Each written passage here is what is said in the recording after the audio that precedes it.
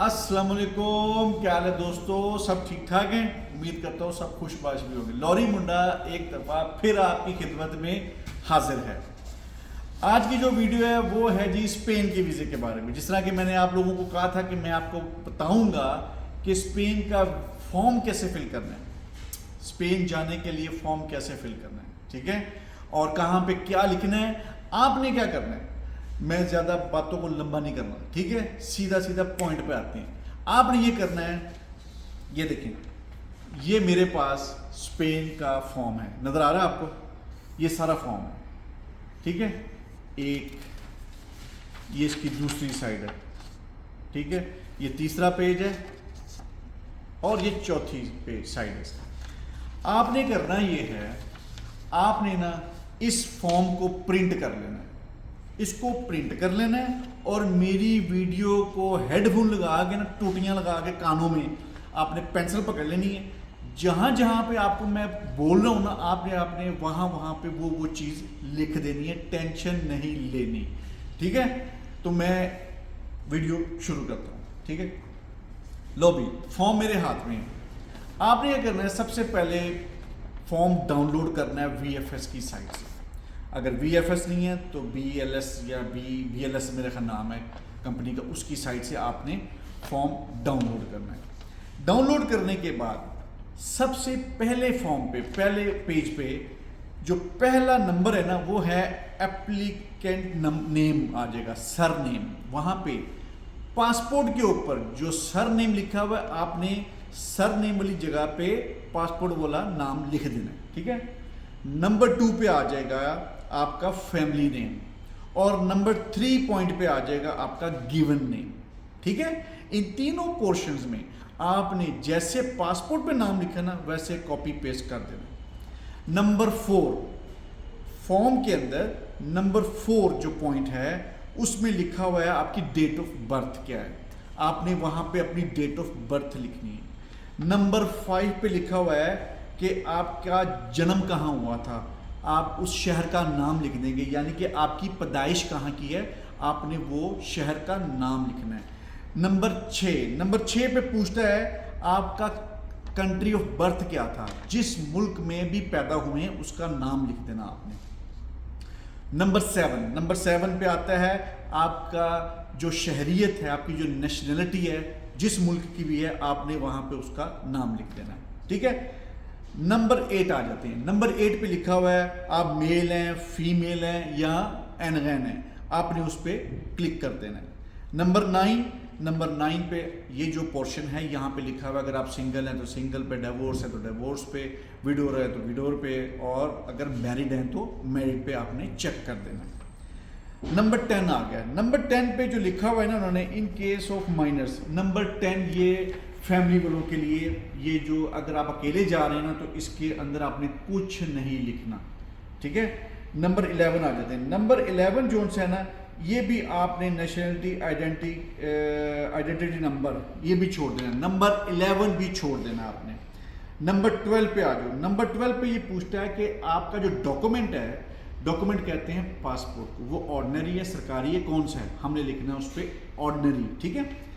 Number 13 पे आपके passport का नंबर आएगा, आपने खुद पढ़ना भी है, ठीक है। जो मैं बोल रहा हूं एज पर फॉर्म पॉइंट्स बोल रहा हूं। बाज़ दफ़ा क्या होता है कंट्री वाइज पॉइंट्स वेरीज करते हैं, तो आपने क्या करना है, 13 नंबर पे अपना पासपोर्ट का नंबर लिखना है। 14 पे डेट ऑफ इशू, पासपोर्ट की डेट ऑफ इशू लिखनी है। 15 नंबर पे पासपोर्ट का एक्सपायरी डेट लिखना है। 16 नंबर पे जिस कंट्री ने वो पासपोर्ट इशू किया है उसका नाम लिखना है, ठीक है साथियों। नंबर 17 पे आ जाते हैं। नंबर 17 भी ये यूरोपियन लोगों के लिए, इसको भी आपने छोड़ देना है। नंबर 17 के बाद हमारे पास जो ऑप्शन आती है वो है नंबर 18। नंबर 18 का भी जो ऑप्शन है ना, ये भी यूरोपियन कंट्रीज के लिए है, उन लोगों के लिए है, अगर आपका कोई रिश्तेदार वगैरह है तो तब ये फिल होगा, अगर उसकी शहरियत वहां की होगी, ठीक है, इसको भी आपने छोड़ देना है। नंबर 19 पे आ गया है ये एप्लीकेंट होम एड्रेस, आप जिस मुल्क में रहते हैं उस मुल्क का, जहां का घर का पता लिखना है। पाकिस्तान का नहीं लिखना, उस मुल्क का जहां पे आप रहते हैं ना। अब मैं सऊदी अरब में रहता हूं ना, तो मैंने यहां पे होम एड्रेस में सऊदी अरब का एड्रेस लिखा है, ठीक है। और नंबर 19 में ही आगे आपने अपना मोबाइल नंबर लिख देना है, ठीक हो गया दोस्तों। अब आ जाते हैं नंबर 20 पे। नंबर 20 पे आता है, ये पूछता है आपसे आपके रेजिडेंट कार्ड के बारे में। जिस तरह हम लोग सऊदी अरब में रहते हैं, हमारा अकामा है, बहरीन वालों का भी कार्ड है, दुबई वालों का भी कार्ड है, ओमान वालों का भी कार्ड है, और कतर वालों का भी कार्ड है। इसी तरह जिस जिस मुल्क में भी आप रहते हैं ना, आपके पास वहाँ पर रेजिडेंशियल कार्ड होता है। इस पोर्शन में नंबर 20 के अंदर आपने अपना कार्ड, उसका नाम जो भी होगा, हमारा यहाँ पे अकामा कहा जाता है, पहले में आएगा अकामा लिखना है, दूसरे पे आएगा अकामा नंबर आएगा, और आखिर में अकामे की एक्सपायरी डेट। दोस्तों एक्सपायरी डेट बहुत मैटर करती है, याद रखें। जब भी यूरोप के लिए वीज़ा अप्लाई करना है ना, तो कम से कम जो अकामे की मियाद है ना, वो 6 महीने होनी चाहिए, उससे कम नहीं होनी चाहिए, ठीक है। नंबर 21 पे आ गया आपका करंट प्रोफेशन। करंट प्रोफेशन जो है ना आपका, ये जो अकामे पे लिखा हुआ वो लिखना है, अपनी तरफ से नहीं लिखना। मिसाल के तौर पे कुछ लोग कहते हैं हम इंजीनियर हैं, लेकिन अकामे पे लिखा होता है आमिल, मजदूर। तो आप इंजीनियर नहीं हैं, आप मजदूर हैं, सरकार की नज़र में आप मजदूर हैं, ठीक है। नंबर 22 में आ जाएगा, ये आपसे पूछेगा कि आपका जहाँ पे आप काम करते हैं ना, उसका एड्रेस क्या है। जिस कंपनी में आप काम करते हैं ना, उसका एड्रेस लिखना है नंबर 22 में। नंबर 23 में लिखना है आपने क्यों जाना है, यूरोप क्या करने जाना है। उसमें काफ़ी सारी ऑप्शन है, उसमें एक होगा टूरिज्म, आपने टूरिज्म को प्रेस कर दे, क्लिक कर देना, ठीक है। नंबर 24 जो है ना, इस पे लिखा हुआ है कि आपने अगर टूरिज्म पे जाना है, उसके अलावा कोई और काम करने जाना है आपने, तो मैंने यहाँ पे लिखा है टूरिज्म पर्पस ओनली। नंबर 24 पे लिखना है टूरिज्म पर्पस ओनली, ठीक है। नंबर 25 आ जाता है। नंबर 25 में वो पूछता है कि आपने मेंबर स्टेट मेन डेस्टिनेशन क्या है मेरी, स्पेन थी ना, तो स्पेन लिखना है। यानी ये ना हो कि स्पेन का फॉर्म हो और आप इटली लिख दें, नहीं, आपने जिस मुल्क का फॉर्म फिल कर रहे हैं ना, उसका नाम लिखना है। उसी के आगे नंबर 26 जो है ना, उस कंट्री की किस शहर में जाना है, मैंने बार्सिलोना लिखा था, बार्सिलोना लिख देना आपने, जहाँ मैड्रिड लिखना है आपने, जहाँ पे भी जाना है। नंबर 27 पे आ जाओ, इस पे वो कहता है कि आपने यूरोप का वीज़ा कितनी दफ़ा चाहिए आपको, सिंगल एंट्री चाहिए, मल्टीपल चाहिए। तो मैं हमेशा मल्टीपल करता हूँ, जिसने देना है वो मल्टीपल भी देगा, जिसने नहीं देना ना वो मल्टीपल भी नहीं देगा, सिंगल भी नहीं देगा, ठीक है। तो नंबर 28 पे आ जाते हैं। नंबर 28 है जो आपका वो पूछता है कि शेंजन कंट्री में आपकी एंट्री किस डेट को है, आपने वो डेट लिखनी है। और उसी के नीचे पूछता है कि आपने यहाँ से वापस कब जाना है, तो आपने वो वापसी की वहाँ पे डेट लिखनी है। नंबर 29 पे आ जाओ। नंबर 29 पे ये कह रहा है कि अगर आपके पास कोई पहले शेंजन वीज़ा था, उसका नंबर लिखो।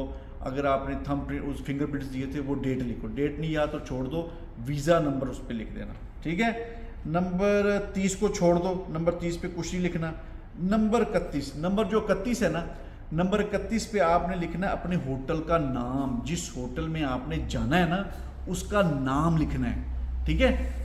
नंबर 31 पे जिस होटल में आपने स्टे करना है उसका नाम लिखना है। नंबर 31 के ही आगे एक पोर्शन है जिसमें आपने उस होटल का पता और उसका आगे नंबर, कॉन्टैक्ट नंबर उस होटल का लिखना है, ठीक है।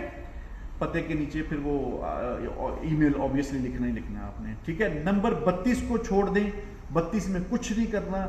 नंबर 33 में जो पूछा जा रहा है वो ये है कि आप जो ट्रैवल कर रहे हैं ना उसको स्पॉन्सर कौन कर रहा है, उसको स्पॉन्सर मैं खुद कर रहा हूँ। उस पर लिखेंगे माई सेल्फ, और मेरे पास क्या है, क्रेडिट कार्ड है और कैश है, ये चीज़ें आपने क्लिक करनी है। नंबर 34 को भी छोड़ दें, फॉर्म हो गया आपका फिल, कोई मुश्किल नहीं है, आराम आराम से पढ़ पढ़ के करेंगे तो इंशाल्लाह ये फॉर्म आपका फिल हो जाएगा।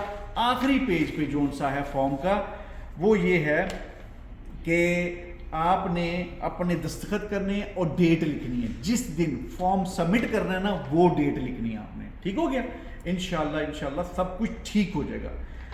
अब आते हैं डॉक्यूमेंट्स की तरफ। डॉक्यूमेंट्स कौन कौन से अटैच करने हैं आपने ये फॉर्म के साथ, उसमें नंबर वन है कंपनी का लेटर, जिस कंपनी में जॉब करते हैं। अगर जॉब नहीं करते हैं, बिजनेस करते हैं, उसका प्रिंट आउट कि मैं बिजनेसमैन हूं, आपकी कंपनी का लेटर होगा, वट एवर जो भी है, आपने सबूत देना है कि मैं कोई काम करना वेला बंदा नहीं है।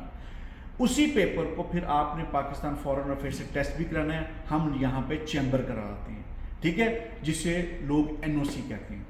2 तरह के लेटर होंगे, मुद्दा सेम ही होगा, रिटर्न मटेरियल सेम ही होगा। एक पे लेटर हेड पे प्रिंट होगा और एक वो जो होगा सरकारी पेपर पे प्रिंट होता है, ठीक है। ये 2 पेपर एक ही पेपर को कहते हैं, ठीक है। उसके बाद आपने अपना ट्रैवल प्लान बनाना है। स्पेन एम्बेसी ट्रैवल प्लान मांगती है कि आपने हफ्ता रहना है, कहाँ रहना है, कहाँ कहाँ जाना है, किन किन होटलों में ठहरना है, आपने सारा ट्रैवल प्लान लिखना है। नंबर 3 है टिकट, कंफर्म टिकट देनी है। जो लोग पहली दफ़ा ट्रैवल कर रहे हैं ना, 100% कंफर्म टिकट देनी है। आपने बुकिंग नहीं देनी, याद रखना, बुकिंग बिल्कुल नहीं देनी, आपने कंफर्म रिटर्न टिकट देनी है। नंबर 4 अब आ जाते हैं, होटल की बुकिंग कंफर्म, फ्री कैंसिलेशन होता है एक ऑप्शन। आपने जब अपॉइंटमेंट लेनी है ना, अपॉइंटमेंट की डेट से जो ट्रैवल होना चाहिए ना, 1 मंथ का गैप होना चाहिए। जब हम 1 मंथ का गैप लेंगे ना, तो जो होटल की बुकिंग होगी ना, वो मेरी होगी फ्री कैंसिलेशन। उसमें मैंने वीज़ा कार्ड की इंफॉर्मेशन डालनी है, लेकिन पैसे नहीं कटेंगे, आपके पैसे डिडक्ट नहीं होंगे, ठीक है। जैसे ही आपको वीज़ा मिलता है, आप बुकिंग कैंसिल करके जो भी कोई होटल करना होगा आप वो भी कर सकते हैं। नंबर 5 आ गया जी, बैंक स्टेटमेंट। बैंक स्टेटमेंट बहुत इंपॉर्टेंट है। दोस्त मुझसे पूछती हैं स्टेटमेंट कितनी होनी चाहिए। स्टेटमेंट आपकी सैलरी पे डिपेंड करती है। मिसाल के तौर पे मैं सेफ साइड बताता हूँ, 5000 सैलरी है, ठीक है, आपकी 6 महीने की स्टेटमेंट होनी चाहिए, यानी कि 30,000 रियाल आपके अकाउंट में होना चाहिए। इसी तरह पाकिस्तान के हिसाब से तकरीबन 3 मिलियन आपके अकाउंट में होना चाहिए, ठीक है, सेफ साइड, ठीक है। उसके बाद कम भी होता होगा, मुझे उससे फ़र्क नहीं पड़ता, मैं वो बता रहा हूँ कि जो सेफ साइड पे आप खेलो। उसके बाद हो गया अकामा। सऊदी अरब में अकामा अरबी में है, इसलिए हमें अरबी भी लगाना पड़ता है और उसकी ट्रांसलेशन करके भी लगानी पड़ती है, ठीक है, ताकि उनको समझ आए, ट्रांसलेशन लगानी है, ठीक है। उसके बाद आता है ट्रैवल इंश्योरेंस। ट्रैवल इंश्योरेंस करवा लें, कहीं से भी करा लें, 100 रियाल की हो जाती है, पाकिस्तान से भी हो जाती है, ऑनलाइन भी हो जाती है, हर कोई बंदा ट्रैवल इंश्योरेंस कर देगा आपकी, ठीक है। इसके अलावा आपने अपना FRC फॉर्म, अपना जन्म कुंडली वाला फॉर्म, वो जिसे बर्थ सर्टिफिकेट कहते हैं, वो भी, और FRC फॉर्म भी चाहिए। पाकिस्तान में ये चीज़ें रिक्वायरमेंट होती हैं दोस्तों। ये वो बहुत ही सादा प्रोसेस है स्पेन जाने का। दूसरी बात एक मेरी गौर से सुन लो, इसको वो आवाज़ नहीं आती। दूसरी बात मेरी गौर से सुन लो, वो ये है, दुनिया जो है ना, दुनिया इस वक्त जो लोग गल्फ में बैठे हुए हैं, मेहनत कश हैं, मजदूर हैं, बेसिकली ज़्यादातर तबका मेहनत कश है, वो जो भी वीडियो देखता है ना किसी फ्रॉडिये की, आपको कुछ नहीं चाहिए, आपने कुछ नहीं जमा कराना, मेरे पास है, मैं आपको वीज़ा लगा के देता हूँ, ये सब फ्रॉड है, झूठ है, झूठ है, झूठ है। अगर आप ये डॉक्यूमेंट्स और ये फॉर्म जो मैंने अभी आपको बताया है, आप फिल कर सकते हैं, सारा कुछ है आपके पास, आपको किसी के पास जाने की कोई ज़रूरत नहीं है, आप खुद अप्लाई करें।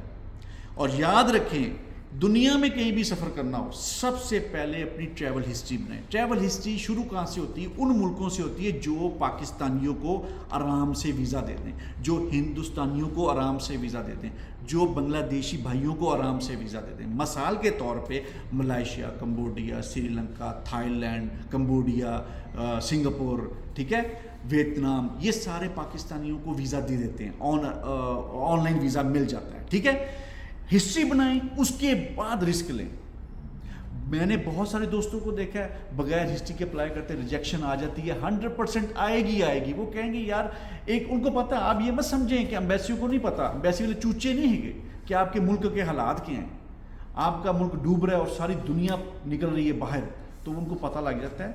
वो फिर बड़ा स्क्रूटनी करते हैं, आपका फॉर्म बड़े थॉरली चेक करते हैं। इसलिए दोस्तों, जो भी अप्लाई करे हिस्ट्री के साथ अप्लाई करें, चांसेस ज़्यादा हो जाते हैं, ठीक है। उम्मीद करता हूं कि आपको आज की जो वीडियो अच्छी लगी होगी। बहुत सारे दोस्तों ने फरमाइश की थी कि स्पेन का फॉर्म कैसे फिल करते हैं, उसकी वीडियो बना के डालें।